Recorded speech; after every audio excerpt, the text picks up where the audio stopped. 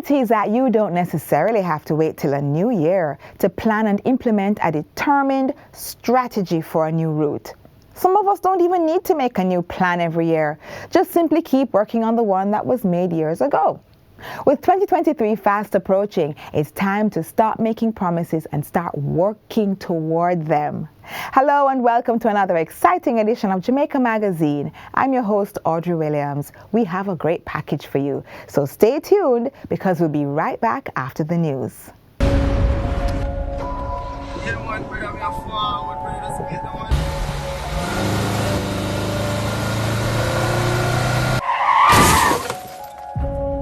The entertainment and creative industries are mourning the loss of 3 people who died in a fiery crash in Ceylon last evening. Jamaica, let us arrive alive. We know everyone has somewhere to be or someone to see. Whether you're going on a trip, headed to a party, running errands, getting gifts, or visiting family and friends. Arrive alive. Slow down. There's no rush. Look out for yourself and others. Don't let your life be a statistic. Arrive alive. A message from the Office of the Prime Minister.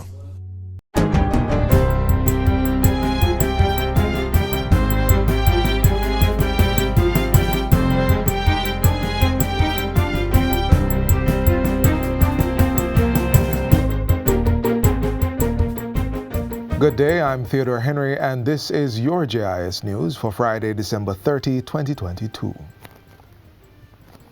Head of the Jamaica Defense Force, Rear Admiral Antoinette Weems Gorman, is urging Jamaicans to play a role in curtailing violence in the country and ensuring their own security.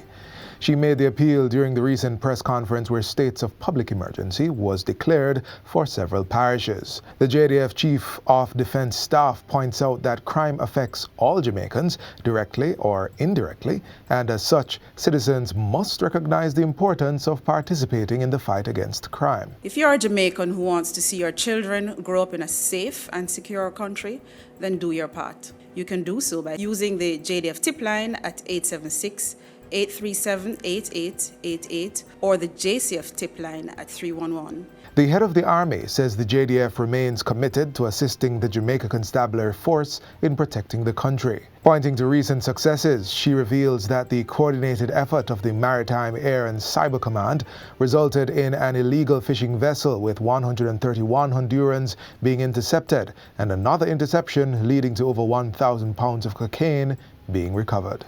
A number of hospitals and educational institutions are benefiting from the donation of nebulizers to assist in treating asthma patients. The items have been donated by the V. Mansukani Foundation, headed by businessman Gul Mansukani. They are being presented to honor his son who succumbed to asthma complications in April. The most recent donation saw the Ministry of Education and Youth receiving 40 nebulizers. Portfolio Minister Favour Williams says they will enable educational institutions to effectively render assistance to children suffering asthma attacks while at school. 40 nebulizers have also been donated for use in Portland, 50 to the Bustamante Hospital for Children, 20 each for the Cornwall Regional and Chapelton Community Hospitals, and 10 to the Lionel Town Hospital. Mr. Mansukani says the foundation is on a mission to equip hospitals across Jamaica with upwards of 500 compressor nebulizers, as well as providing the equipment to elderly people who are at home and can't reach the hospital. The Golden Age home in Vineyard Town has received a donation of personal care items from Massey Distribution and Massey Gas as part of the company's Yuletide outreach program. Operations manager at the home, Delfried Kamak-Thorpe, says the more than 100 packages of adult diapers were welcomed by administrators and staff at the facility as they are well needed. Chief Executive Officer of Massey, Janine Chen, says the decision to donate the items was easily made, understanding fully well that this will bring comfort to the residents, particularly over the Christmas season. She adds that in the future, similar donations will be made to the home. The Golden Age home is a nursing institution for the elderly with a mandate of ensuring holistic development in their physical, phonological, and medical care. Parents and guardians who have children with disabilities are being urged to register them with the Jamaica Council for Persons with Disabilities, JCPD. During a study that was commissioned recently in partnership with the Ministry of Labour and Social Security, it was revealed that several children with disabilities, especially those living in rural Jamaica, are not captured in the JCPD's database. The study examined the socio-economic impact of disability on children and access to safety nets in Jamaica. Acting Country Representative for UNICEF Jamaica, Vicente Terran, says for several years his organization has been supporting the JCPD in trying to identify and register children with disabilities so they can better access the social services available to them. Families need to know that if a child in their families have a disability, they need to be registered, and also they have incentives. They need to know about the type of services that they can receive. One of the recommendations put forward from the study is the implementation of a referral system that is automatically activated upon a child being diagnosed with a disability.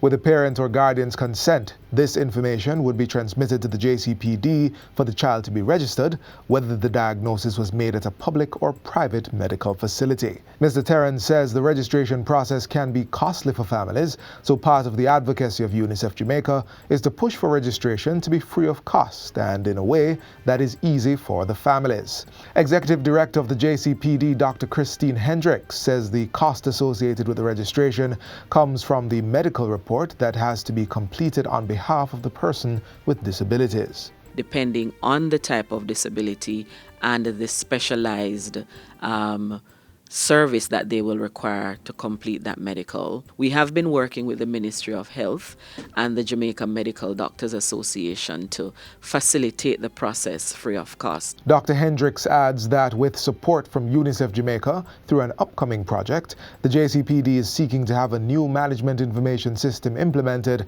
to enable online registration. And finally, the Ministry of Culture, Gender, Entertainment and Sport has launched 2 podcasts that highlight activities in Jamaica prior and subsequent to independence in 1962.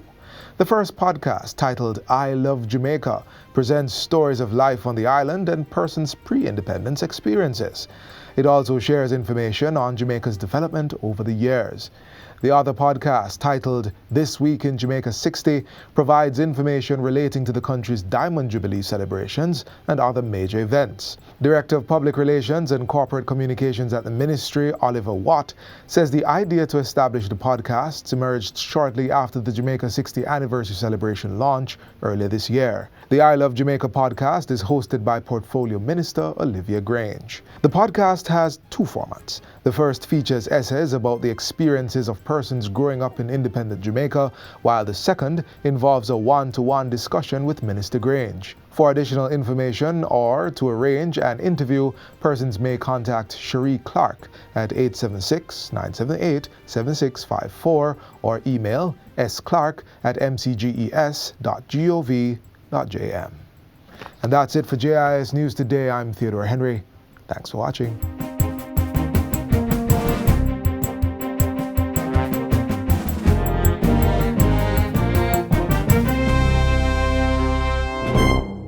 How many more must die because of reckless drivers? How fast is too fast? Make we take time, no man.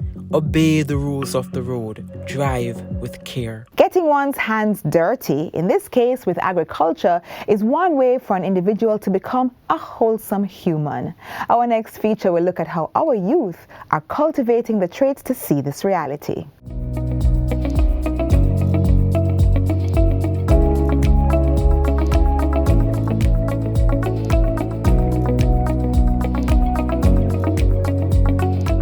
Our future is being planted and nurtured in a school known for producing long-serving teachers for our educational system. But before getting in the classroom, a teacher first has to grow through real-world experiences and purposeful integration of theory and practice to develop the habit of teacher-like thinking. We believe in the development of the wholesome man at Shortwood, and this activity will help to develop that wholesomeness. So they'll be exposed to skills and competencies that they can take away and that can complement their teaching career as they leave this noble institution to go and serve the world. And to serve the global community, the understanding is to know the practice of planting, reaping, and waiting for harvesting, a skill that, while challenging, leads to patience. There's no success without challenge, and you have to overcome it at some point in your life. It is good to set yourself a goal. Do not let any individuals, direct you off that path with negative thoughts. So it is best to just keep focused on one thing, and then you just see where that goes. Also, your input influence your output. This means that the more we care for the crops, the more we'll gain a greater yield. The farm at Shortwood Teachers College is nothing new. We started a farm in about 2006 thereabouts. At that time, I should say, we did grow different plants, and our current farm manager was one of the students engaged in that back then. And with his gained experiences, he returned to the institution to plant the seed for sustainable development through food cultivation. One of the first things I did was to do a needs assessment. What are the vegetables that we utilize in the canteen? And so we ensure that whatever we have, we supply the canteen so we don't need to get those food items externally. Currently we have pumpkin, as you're seeing here, I have one in my hand. We have tomato, we have corn, we have pak choy, Scotch bonnet pepper, cucumber, cocoa, we have dasheen, and we would have also planted sweet pepper in the past. We have green bananas currently, and we also have plantains. I know that Shortwood Teachers College and the Ministry of Education and Youth, we've been strengthening our relationships over the years, over the decades. Please continue to do so. There's a lot of work ahead of us. Still transformation, much transformation ahead of us, and we are going to need our teachers' colleges to be with us lockstep in terms of that transformation. Beyond imparting knowledge, cultivating and supporting students' growth also depends on the knowledge and abilities gained through tilling the soil to set roots deep enough for students to not only thrive, but do so without breaking.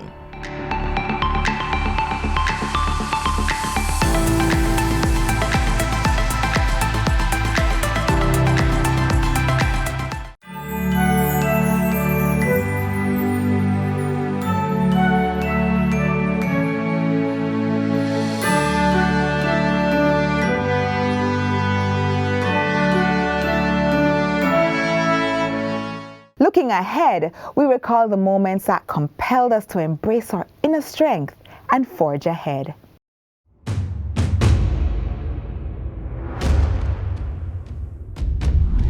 Jamaica today confirmed its first imported case of coronavirus disease 2019, COVID-2019, here in Kingston.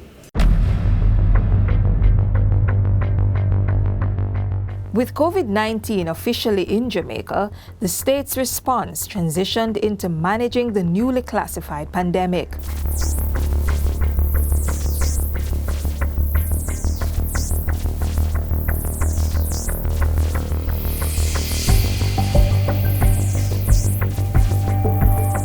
The first line of defense against new COVID-19 cases was at the country's ports of entry. Health screening of travelers and other preventative measures were heightened. Temperature checks and so on. In other instances, they were brought into our government-managed quarantine facilities and monitored over time. On March 21, 2020, Jamaica's air and seaports were closed to all incoming passenger traffic for a period of 14 days. Cruise ships would not be allowed to dock for nearly a year and a half.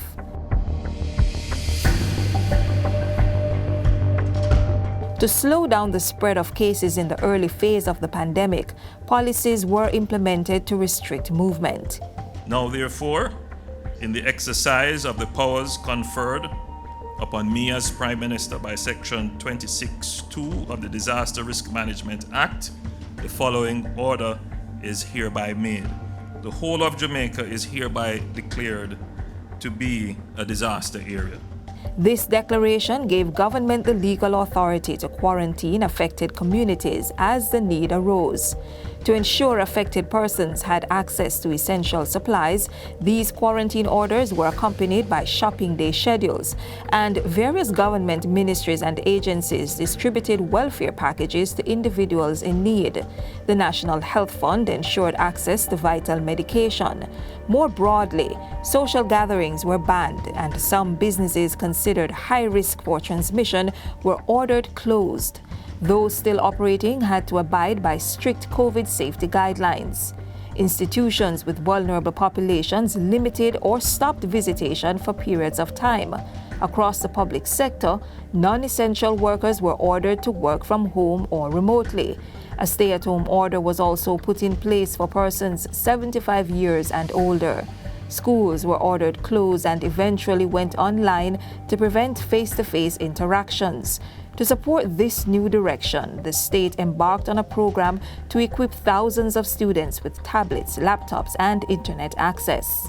We therefore decided to launch an appeal to corporate Jamaica through the One Tablet or Laptop per Child initiative, and we broadened this to include individuals or diaspora or international partners and others. Restrictions on passenger loads alongside safety protocols were instituted for the public transport sector.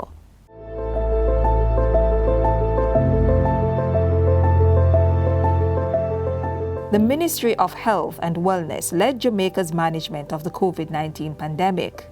A rigorous program of contact tracing was implemented to prevent or limit new cases. At the same time, major investments were made in the acquisition of personal protective equipment, more COVID-19 hospital beds, and field hospitals to ease the burden on existing facilities. Support came from the private sector and government's international partners. I'm heartened by the demonstrations of international solidarity that I've witnessed, and even more so, the support extended by bilateral partners. By mid-February 2020, the island had developed the capacity to test for COVID locally. Later, acquisitions increased the testing capacity as well as the ability to identify new virus strains, and the government engineered several agreements to ensure Jamaica would be among the first countries to receive approved COVID-19 vaccines. The first shipment arrived on March 8, 2021, kickstarting a massive vaccination drive to get the population inoculated.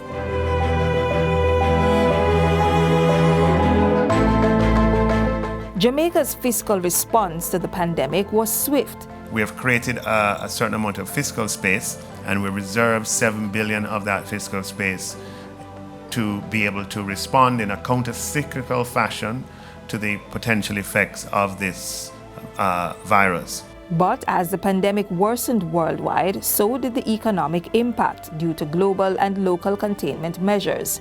Government rolled out stimulus measures to offset the economic contraction.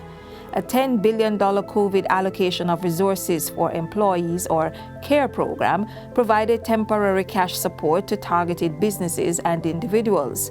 A buyback initiative and farmers' markets were organized by the Agriculture Ministry to help farmers sell their goods given the fall-off in demand from the hotel and hospitality sector. As for tourism, Jamaica's biggest foreign exchange earner, a unique program, the Resilient Corridor, was created to allow safe, limited reopening of that sector.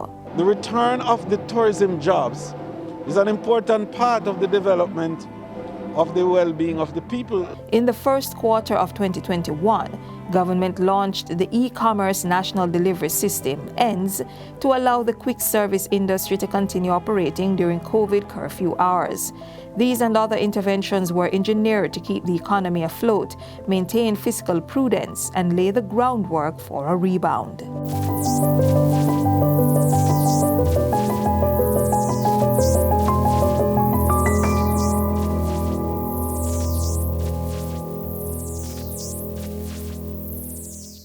It's It's back with a bang! After 2 years away, the Urban Development Corporation's UDC signature New Year's Eve events, fireworks on the Kingston waterfront and fireworks on the bay in Ocho Rios are back. And guess what? Western Jamaica now get left. The UDC is introducing a New Year's Eve fun day and concert at the Harmony Beach Park in Montego Bay. All events are free of cost. However, guests at the Kingston and St. Anne locations can view the shows from VIP areas. Tickets for fireworks VIP are available at the UDC head office at 12 Ocean Boulevard in Kingston, or the SADCO main office, Ocean Village Shopping Center in Ocho Rios. Ring in the new year with the UDC. Jamaica has several botanical gardens that are primarily used for recreational and educational purposes. Botanical gardens are typically classified into two types, primarily scientific or horticultural in nature. When planning to go somewhere in the new year, how about a garden?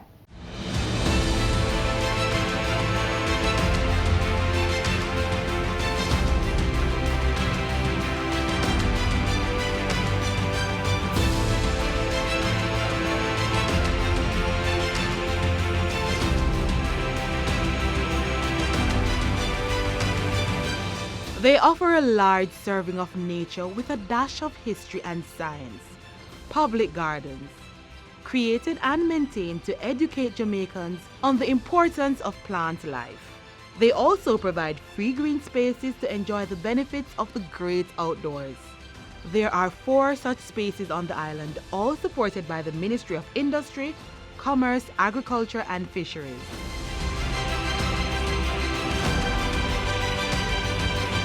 And after making our way through Bath and trekking through Castleton in the first part of our journey, we're now 4,800 feet above sea level. The Cinchona Botanical Gardens, located in the cool, moist hills of East Rural St. Andrew. Cinchona was first established in 1868 by the then Governor Sir John Peter Grant. At that time, the gardens was used as an experimental location. Various plants from other European countries were brought here for medicinal purposes, like the eucalyptus, the camphor, and other herbs are grown up here. Cinchona is unique as it is the only garden in the Caribbean at such a high elevation. Cinchona got its name at the time when there was a malaria infestation on the island, and that Cinchona plant was brought to Jamaica by a governor of Peru. The Cinchona plant was used to cure the malaria by way of extracting the bark of the plant and transforming that into quinine. And they use that to work on the malaria. There are no conservation programs at Cinchona, but if you're feeling adventurous, make the hike and study an array of exotic plants on location, including the almost 200-year-old hoop pine.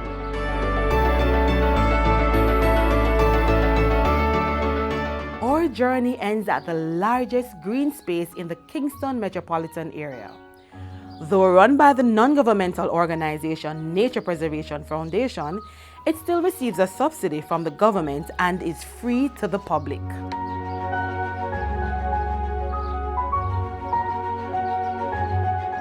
Hope Gardens comprises of 260 acres stretching from Old Hope Road to Skyline Drive, but the actual gardens is mainly 60 active acres. The garden was a gift to Major Richard Hope, who was part of the contingency of Pennant Venables who came to conquer the island in about 1655 when the English invaded and took over from the Spanish. Hope was an experimental site. They introduced exotic plants here and replanted them on the island once successfully propagated. Offspring of these plants remain in the garden. We have the cannonball tree, which is native to the Amazon rainforest, that bears a fruit that takes 18 months to ripe, and it also weighs about 15 pounds. We also have the sausage tree, and that fruit can weigh anywhere between 15 to 27 pounds, and it really does look like a huge German sausage. The tree is native to West Africa, in Senegal. Hope is vital in the conservation of the island's wildlife and flora.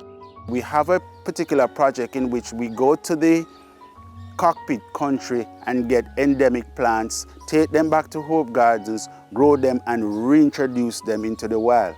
The zoo also has a world-famous iguana project in which they have rediscovered the local Jamaican iguana, bred them successfully in captivity, and have introduced over 400 native iguanas into the hills of Hellshire. This garden is usually bustling with activities. Family gatherings, professional photography, and school excursions are among the popular happenings. The Chinese Garden is also a special place within the Hope Gardens. It was a gift, a $3 million gift from the People's Republic of China to the people and government of Jamaica. I like about Hope Gardens is that you are free. You can do anything you want. You can paint, you can play, you can go to the zoo, like see the animals.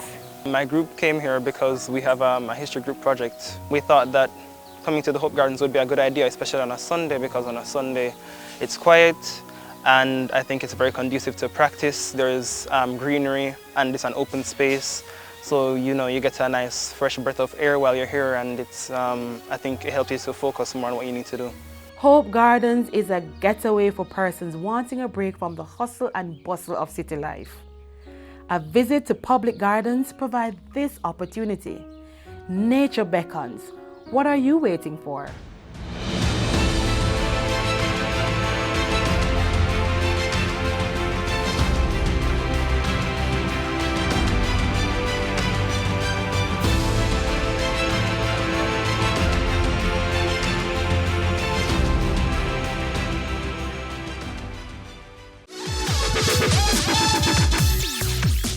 What have you put off again today? Is it finishing that report, making that phone call, or coming to a firm decision? We have all had to make a choice at a crossroad. It's a task we undertake every day, and sometimes even in a single moment. However, delaying a decision not only undermines your success for the day, but also increases the workload for the next, which will only increase the pressure to complete the task. If you tend to put things off, you might be one of the following types of procrastinators. The worrier. This person doesn't begin a significant or challenging work since they don't think they'll be able to complete it. The perfectionist. This person refuses to begin the task because of a dread of failing. The overdoer.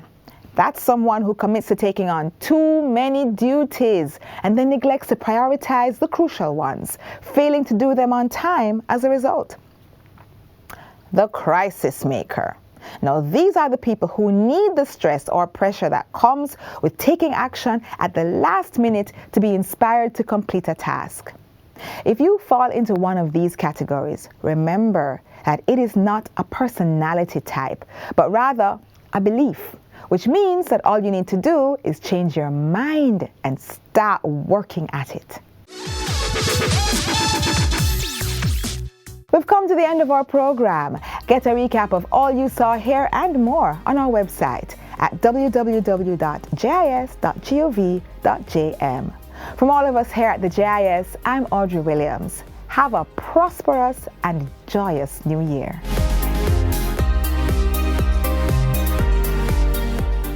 This has been a production of the Jamaica Information Service, the voice of Jamaica.